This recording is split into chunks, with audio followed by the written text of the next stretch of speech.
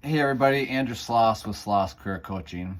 It's been a minute, so I thought I would take some time and share a personal toxic workplace story for your amusement, enjoyment, or abject horror, whatever the case may be. Most individuals have experienced the stress and anxiety of a toxic workplace. At Sloss Career Coaching, we help people escape toxic workplaces, which results in renewed confidence and a thriving career. All right. So if you're interested in talking more about toxic workplaces and how to get out of them, schedule some time to meet with me for free. We can talk about how career coaching could benefit you. So I was working for this oil and gas consulting company, small company based in Gainesville, Texas. I won't mention their name, but you could Google it quick enough and find out who we're talking about. Anyways, I was working for them based out of Houston, and almost from the jump, it was just not a good place to work. But this really kind of highlights exactly how toxic this place was. So after I'd been there for about 8 months, I just realized that I needed to get out of there. And so I started looking for another job. I started doing some interviewing, things like that. Eventually, I got a job interview, got a job offer, and went to put in my 2 weeks notice. And it's important for the context of this story to understand that for the company I was working for, I was the only person who did what I did at the company. I was it. There wasn't a junior level staff person. There wasn't anyone else who did what I did. There were some people that kind of sort of had experience, and the owner of the company thought he could do everything.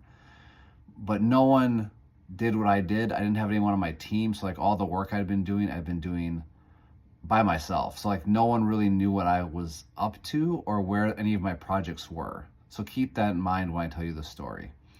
So I gave my 2 weeks notice. And typically this was the kind of firm that when you give a 2 weeks notice, they tell you you have to leave immediately. But in this case, I actually asked to stay on because I needed to wrap some things up. I needed to transition a bunch of open projects, and I needed to let people know at the firm where these projects were and what still needed to be done, if anything. Most of them were in a pretty good spot, but there were still some things that needed to be wrapped up. So I asked, can I stay on a little bit longer to wrap some of those things up? And they said, yep, sure, no problem. And they scheduled a meeting with me, the owner of the company, and this jackass who was part of the private equity firm that owned the company. And so in this meeting, not only did the owner not be able to make it to this meeting, he was supposed to come down from Dallas, and he didn't make it. So this other PE guy was there, and he couldn't even be bothered to pay attention. So the whole time I'm going through my projects, he's on his keyboard typing away, but not taking notes. He's working on other stuff and not paying any attention to what I'm doing. So that was like bad enough, right? Like I am staying on beyond what I need to try to help the company and help the firm to service these clients, and no one cared. Okay, that was bad enough. But I had offered to do that, to stay on and do that. I still end up getting asked to leave because they think that I was trying to steal clients, even though their clients, I wasn't interested in taking any of their clients. But that's just where it starts. So they end up asking me to leave anyways and not finish out the 2 weeks. So I don't really get to wrap up any of this stuff. In the meantime, they have their lawyers send a letter to my new firm accusing me of stealing clients. So what has happened is I've accepted this offer at my new firm, at my new public accounting firm. I have a start date, and now I'm waiting for that start date to happen.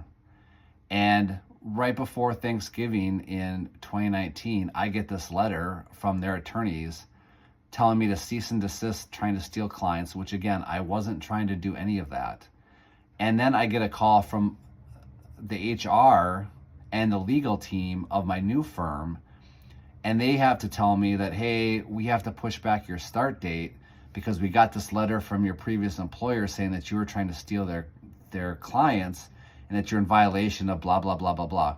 And so now we have to go and review this evidence, and we'll get back to you and let you know whether or not, when you can start or if you can start. So really it was an issue of I might have quit one job and lost this other job, all because the company I was working for lied to my new boss and my new company and said I was trying to steal clients, just because they were spiteful that I left the company.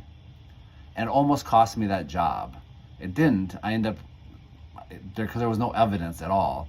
But this is just a kind of example of the stuff you have to deal with in corporate sometimes, is people just being absolute shitheads. And I'm sorry to swear, I've sworn a couple times, but that's what they were doing. And I couldn't believe that on top of everything else I had dealt with at this company, that they would do this to me, especially because I had a newborn son who wasn't even a year old yet. My wife wasn't working because she was staying home to be with my son for his first year. And here they were trying to interfere with my new employment contract with my employer. So there's plenty of worse stories out there. That's just one of my stories. I have plenty I could share with you.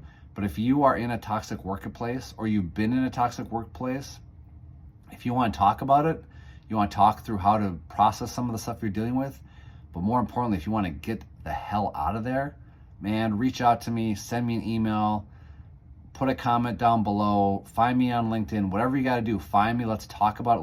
Let's get you out of that situation so you can rebuild your career and enjoy going to work again. Until then, catch you next time.